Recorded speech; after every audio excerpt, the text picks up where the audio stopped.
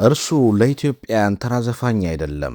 እርሱ የታሪክ መጋቢ፣ የፍቅር ሰባኪና የሀገራዊ አንድነት አርማ ነው። ከአቡጌዳ እስከ ያስተስርያል፣ ከጥቁር ሰው እስከ ኢትዮጵያ አልበሞች ድረስ የዘለቀው ይህ አስደናቂ ጉዞ ዛሬም በዳስ ጣል አልበሙ አዲስ የታሪክ ምዕራፍ ጽፏል። ከጉርምስና እስከ ጉልምስና በማይናወጥ አቋም የጸና የጥበብ መልኳ በከፍታ የዘለቀ የኢትዮጵያዊነት ልክ ቴዎድሮስ ካሳሁን ወይም ቴዲ አፍሮ እንደሆነ እንደተወደደ እንደተከበረ 50 ዓመታት ሆነው። በፈተናም በድልም የታጀበ ግማሽ ክፍለ ዘመን የጥበብ ጉዞ ከኢትዮጵያ አልፎ በአፍሪካ ከአፍሪካ አልፎ በዓለም አድናቆት እንደ ጉድ የጎረፈለት እርሱ ግን በአሜሪካው ፕሬዚደንት ባራክ ኦባማ መመረጥ ጭምር የማይሞቀው የማይበርደው የሙዚቃ ንጉሥ ኢትዮጵያን በዓለም አደባባይ ከፍ እንዳደረገ ከሀገር ፍቅር ሰባኪነቱ ወለም ዘለም ሳይል በጽናት የቆመ ታሪክን በትውልድ ልብ ውስጥ የጻፈ ደግሞም በፍትሕና በአንድነት ላይ የለገሙትን በድፍረት በጥበብ አለንጋው የሸነቆጠ እርሱ ቴዲ ነው። ጤና ይስጥልን ውድ የመሴቱ ቤተሰቦች፣ በዛሬው ዝግጅታችን የተወዳጁን ቴዲ አፍሮ 50 ዓመት የልደት በዓል መነሻ በማድረግ ያልተሰሙ አስገራሚ የሕይወት ምዕራፎችን ወደኋላ መለስ ብለን እናስቃኛችሁ ወደናል።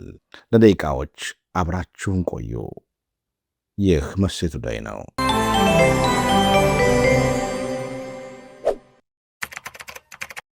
በኢትዮጵያ ዘመናዊ የሙዚቃ ታሪክ ውስጥ ስሙን በወርቅ ቀለም የጻፈ የትውልዱን የልብ ትርታ የተጋራው ቴዲ አፍሮ በዝምታ በተዋጡ ውጣ ውረዶች ታጅቦ 50 ዓመት ደፍኗል። ቴዲ የገጠሙትን ፖለቲካዊና ማኅበራዊ ውጣ ውረዶች በዝምታ ውስጥ አርፎ ዛሬም የትውልድ ድምፅ መሆን ችሏል። የቴዲ አፍሮ የጥበብ ጉዞ መነሻውን ፍለጋ በመዲናችን አዲስ አበባ ኳስ ሜዳ ወደ ተባለ ሰፈር ይወስደናል። ሐምሌ 7 ቀን 1968 ዓ ም የተወለደው ቴዲ ገና በልጅነቱ ነበረ የኪነ ጥበብ አየር እየተነፈሰ ያደገው። ወላጆቹ ለኪነ ጥበብ ቅርበት ያላቸው ባለሙያዎች ናቸው። አባቱ አቶ ካሳሁን ገርማሞ፣ እናቱ ደግሞ ወይዘሮ ጥላይ አራጌ ይባላሉ። አቶ ካሳሁን ገርማሞ ታዋቂ ጋዜጠኛ፣ የዘፈን ግጥም ደራሲና የመድረክ መሪ የነበሩ ሰው ናቸው።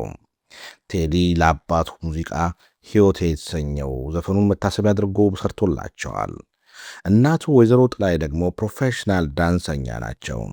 በሙሉ ስሙ ቴዎድሮስ ካሳሁን ገርማሞ ተብሎ ቢጠራም የሚታወቀው ግን ቴዲ አፍሮ በተሰኘው የመድረክ ስሙ ነው። ይህን ስያሜ ከአፍሮ ሳውንድ የሙዚቃ ባንድ ጋር በነበረው ተመክሮ አግኝቶታል። በሙዚቃ ሙያው ከ20 ዓመታት በላይ ልምድ አለው። ከድምፃዊነቱ በተጨማሪ የዘፈን ግጥምና የዜማ ደራሲ፣ ገጣሚ፣ ታሪክ አዋቂ፣ በጎ አድራጊና የሰብአዊ ተሟጋችም ነው። ወደ ሙዚቃው የገባው የ12ኛ ክፍል ትምህርቱን እንዳጠናቀቀ ሲሆን በልጅነቱ የሕክምና ዶክተር የመሆን ፍላጎት ነበረው። ከሙዚቃ መሳሪያዎች ኪቦርድ ከመጫወቱም በላይ የተለያዩ አኩስቲክ የሙዚቃ መሳሪያዎችን በመጫወት በመድረክ ላይ ባንዶቹን አጅቦ የመስራት ልዩ ተሰጥኦ አለው። በአልበሞቹ ከፍተኛ ሽያጭ በማስመዝገብ በመላው ዓለም በርካታ ኮንሰርቶች በመስራት በአገር ውስጥ በሚሰራቸው ኮንሰርቶች ከፍተኛ ታዳሚ በማግኘት እንዲሁም በሙዚቃ ኢንዱስትሪው ከፍተኛ ተከፋይ በመሆን ግንባር ቀደም ተጠቃሽ ነው። ትልልቅ ዓለም አቀፍ ሚዲያዎች የአፍሪካ ሬጌ ሙዚቃ ንጉሥ እያሉ ያሞካሹታል። በእንግሊዙ ቢቢሲ፣ በቻይናው ሲሲቲቪ፣ በአሜሪካ ዋሽንግተን ፖስት በሙዚቃ ስኬቱ ላይ ሰፋ ያሉ ዘገባዎች ሰርተውለታል።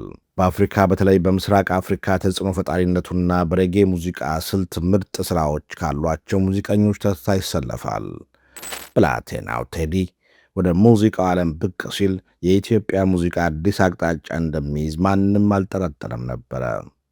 በ1993 ዓ ም የወጣው አቡጌዳ አልበም የቴዲን ስም በዓለም አቀፍ ደረጃ ናኘው። በወቅቱ በአልበሙ የተካተቱት ሰነበተች፣ ሃሊማ፣ ለማን ልንገረው የሚለው የፍቅር ዜማዎች በየመንደሩ ከፍ ብለው ተሰሙ። ቴዲ ፍቅርን ብቻ አልዘፈነም፣ ታሪክን፣ ጀግንነትንና ኢትዮጵያዊነትን በአዲስ መንፈስ አነቃቃ። እርሱ የነገሰው በዜማዎቹ ብቻ ሳይሆን በግጥሞቹ ጥልቀትና በድምፅ ቀለም ውበት ጭምር ነው። የቴዲ አፍሮ የጥበብ ጉዞ አልጋ ባልጋ አልነበረም። በ1997 ዓ ም የወጣው ያስተሰርያል አልበም ከዘፋኝነት ባለፈ የሀገርና የሕዝብ ትልቅ ድምፅ አደረገው።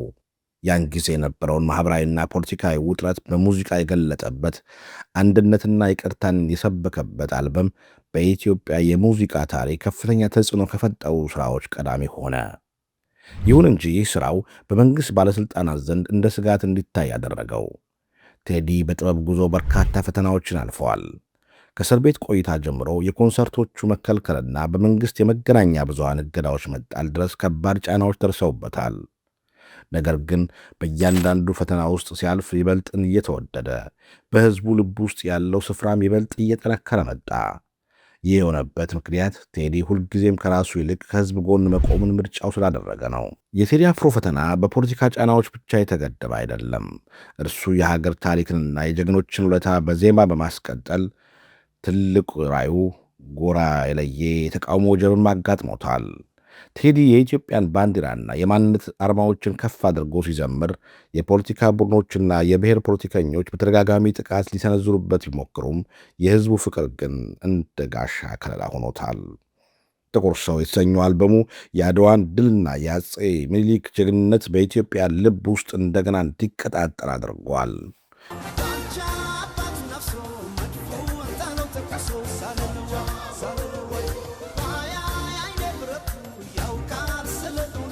ኢትዮጵያ በተሰኘው አልበሙ ደግሞ ሀገራችን በወቅቱ በነበረችበት የብሔር ክፍፍልና ፖለቲካዊ ቀውስ ውስጥ ሆና የአንድነትና የፍቅር ድምፅ ሆነዋል። እንግዲህ ዛሬም ስለ ኢትዮጵያ ስለ አንድነትና ፍትሕ እያዜመ 50ኛ ዓመት ልደቱን በዛሬው ዕለት ሐምሌ 7 አክብረዋል።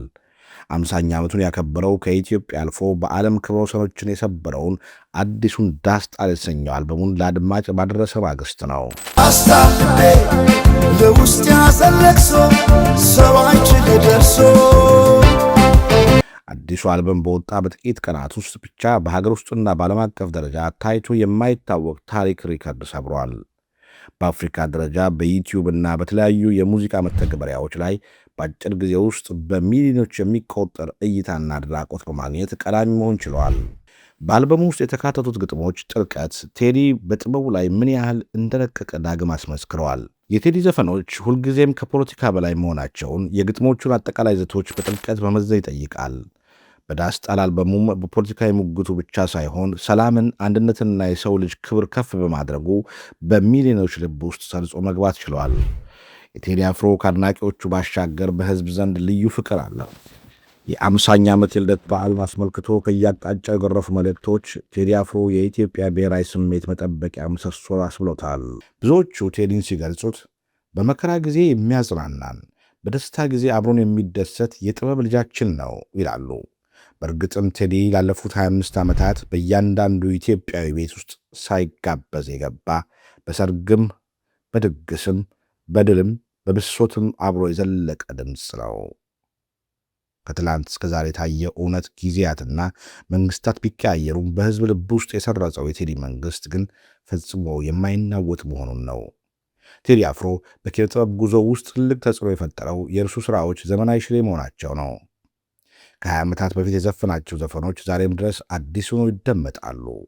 ዛሬም ድረስ የሕዝቡን ስሜት የመወስቦስ አቅማቸውን አላጡም። ቴዲ የሚፈጥረው የባህልና የዘመናዊ ሙዚቃ ቅንጅቶች የሀገራችንን ባህላዊ መሳሪያዎች እንደ ማሲንቆ፣ ክራርና ዋሽንት ከዘመናዊ የሙዚቃ ቴክኖሎጂ ጋር ያዋሃደበት መንገድ የኢትዮጵያን ሙዚቃ በዓለም አቀፍ ደረጃ ከፍ እንዲል አድርጎታል። ቴዲ በጥበብ ሥራው ብቻ ሳይሆን በሕይወት ፍልስፍናውም ቢሆን ለብዙዎች አርአያ ነው ማለት ይቻላል። ከባለቤቱ ከአርቲስት አምለሰት ሙጬ ጋር ያለው ጽኑ ትዳርና ቤተሰባዊ ሕይወቱ እንዲሁም በተለያዩ ማኅበራዊና የበጎ አድራጎት ሥራዎች ላይ የሚያሳየው ተሳትፎ በሕዝብ ዘንድ ይበልጥ ተወዳጅና የተከበረ እንዲሆን አድርጎታል። ቴዲ ዝነኝነቱና ገናና ስሙን ለበጎ ነገር በመጠቀም የተቸገሩ ወገኖችን ለመርዳትና የሰላም መልእክቶችን ለማስተላለፍ ይጠቀምበታል። እንደ ሌሎች የጥበብ ሰዎች በየጊዜው በሚፈጠሩ ወጀቦች አለመወሰዱና ከወቅታዊ ዝንባሌዎች ይልቅ ሁልጊዜም ከዘላቂ የሕዝብና የሀገር ጥቅም ጎን መሰለፉ ትልቅ አርአያነት ነው። ግማሽ ክፍለ ዘመን ከጉርምስና እስከ ጉልምስና ጥበብን ማፍለቅ፣ ከትላንት እስከ ዛሬ የሕዝብ ፍቅር አክሊልን ደፍቶ መኖር ቀላል አይደለም። ቴዲ አፍሮ ዛሬም እንደ ትላንቱ በወጣትነት ጉልበትና ስለ ኢትዮጵያ ከፍ አድርጎ ከማዜም አልቦዘነም። ወደፊትም እንደማይቦዝን ይታመናል። እኛም እንደ አድናቂዎቹ እንደ ሀገር ልጆቹ ለዚህ ታላቅ የጥበብ ሰው ረጅም ዕድሜ ጤናና ተጨማሪ የስኬት ጊዜ እንዲኖረው እንመኛለን። የተሰበረውን የምትጠግንበት፣ የተከፋውን የምታስደስትበት፣ የታሪክ ቁስላችንን በዜማ የምታክምበት የጥበብ ምንጭህ አይድረቅብህ። መልካም 50ኛ ዓመት ይሁንልህ። መልካም ልደት ቴዲ አፍሮ።